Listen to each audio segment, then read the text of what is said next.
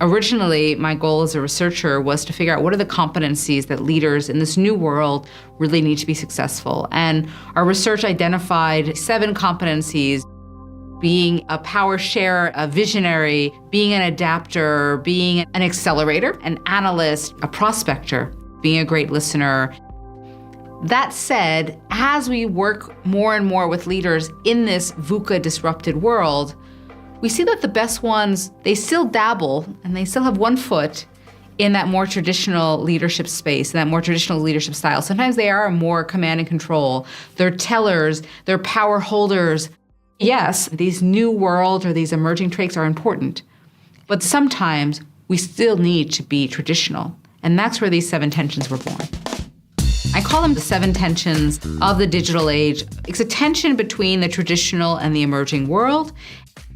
Power holder is somebody who holds power in a way that provides reassurance and security. So when there's a lot changing, when people are feeling maybe insecure or unstable, a power holder really holds that authority in a way that creates security. Power sharer is somebody who shares power in a way that helps to develop others. They also see power sharing as a way to free up their time for more strategic pursuits. So what can I take off the table so I can really focus on what I need to focus on or what I'm good at? Tactician is somebody who is much more short-term focused. What are the next steps? And can they break down that vision for how it's relevant for the different roles in the organization, the different levels? Visionary is somebody who sees the big picture, are able to create a vision that inspires. But on top of that, they can influence and persuade people to adopt that vision. But constant is somebody who has a very clear North Star. They say this is the non-negotiables. They're clear on their messaging, and that messaging is quite stable. And an adapter is somebody that understands that change is constant and sees adapting their message when new information becomes available as a strength rather than a weakness. A perfectionist is somebody who really is detail-oriented, ensures that a perfect finished product is delivered. And an accelerator is somebody who sacrifices perfection for speed, says that, we can satisfy sometimes, good is good enough, we need to move at speed. So an intuitionist is someone who makes decisions from the gut, and an analyst is somebody who brings in data and evidence to make their decisions. So minor is someone who goes deep, really wants to understand a specific technology, a specific part of the market, et cetera. And a prospector is someone who goes more broad, understanding and is hyper aware of the opportunities and the threats in the environment around them. A teller is much more somebody who gives direction. They have the answer, maybe they're the expert, and so it is their responsibility as well to give the answer. A listener is somebody who listens to understand. They're curious, they have a learning mindset, so they're learners. A good leader is never standing fully on one side of that tension or fully on the other. Maybe at a moment when they're speaking or when they're in a meeting they are. But then when they leave that context, they need to think, okay, is this still the right style that I need? And that requires a lot of emotional intelligence.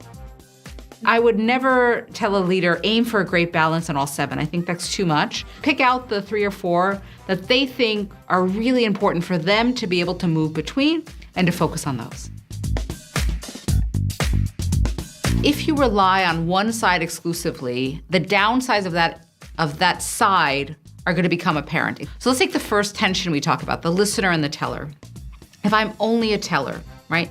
What are the downsides of being a teller? Well, other people feel disengaged. Other people don't feel their voices heard. The expertise you bring in is going to be very, very narrowly focused on your expertise. The same with being a listener. If you're only a listener and you never speak, what are the downsides of being a listener? Well, you probably don't have your voice heard. You probably don't get to have a lot of say in the direction. You might indeed need to be a great listener.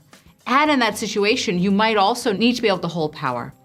Meaning, I listen to the people around me and I'm giving a clear frame. I'm giving them feedback, so maybe being a little bit of a teller, I'm giving them feedback, and I'm also creating that psychological safety where they can come back to me if they have questions. So I'm being a listener, but I'm also being a power holder in that situation. I have questions I ask. One is the situation, what's going on. So what do I sense in the environment around me? What's going on? It might be a context question, right? I need to accelerate because the world is changing rapidly. So I need to accelerate. It might be a situational question. And it can also be an emotional, intelligent question. What am I sensing from the people around me? The people around me actually are feeling, I sense that they need to say something and I should shut up.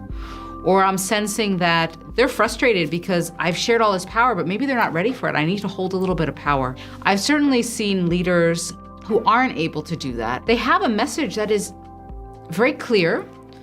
It is well thought out, it's smart, and yet the people below them are just not buying it. There's no change being made, there's no behavioral shift, and yet the message stays the same. And they're just not able to grasp that, yeah, I've done all the work, I've listened, I've created a good strategy, but for some reason, it's just not working. What do I need to do differently? How do I need to adapt? And that questioning, I think, is what leaders need as well. One of the people that stands out for me is Angela Renz. She was the former CEO of Burberry and the head of retail at Apple. And for me, she balanced a listener and teller beautifully because she said, I'm not a digital person. The world is changing. I know that my future, our future, customer at Burberry is going to be millennials. I don't really get them. I need to listen to them. What are they looking for? How do they want to shop? How do they think about fashion? And she was an incredibly curious person. And yet she also said, these are some things that are non-negotiables. This is the history of Burberry. These are the things that we want to hold on to. And so this is a frame. This is a non-negotiable for us. I'm here to help you. I'm here to support you. And I also want to learn from you. And I want to listen to the people that are at the bottom of the hierarchy, the next generation of leaders in this company, so that I can bring this company to success.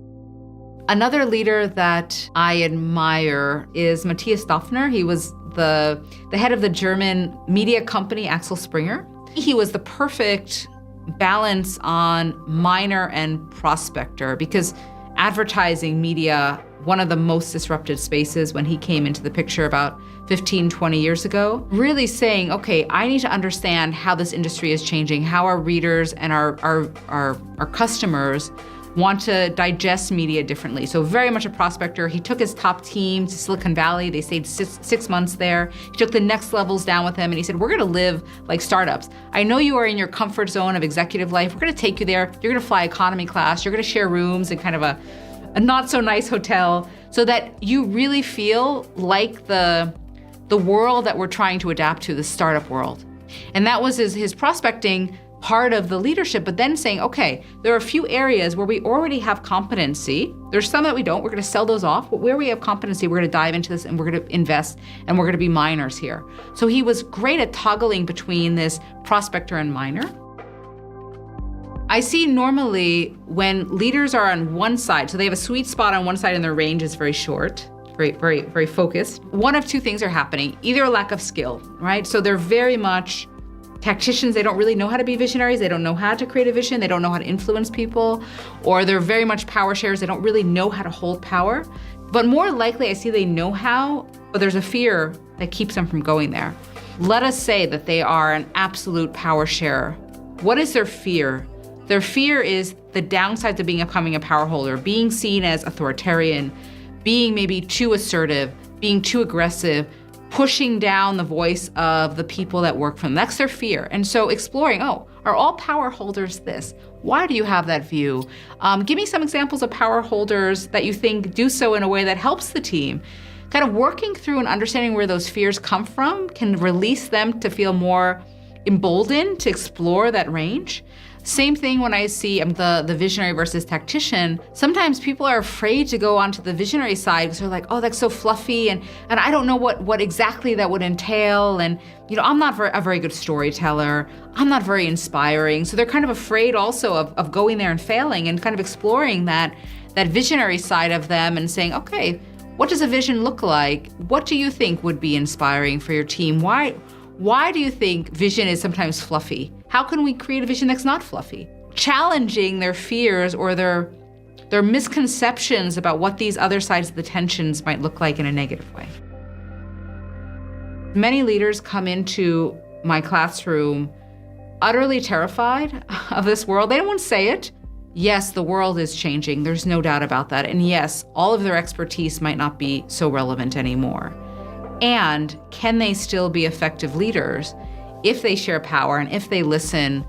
Even with these younger generations that might have the technical answers and might want to have their voice heard, sometimes they're also looking for that leader to give them guidance and to provide security and to shelter them from the politics that are going above so that they can do their job. And those are very traditional qualities. And so I think it does give some comfort to leaders.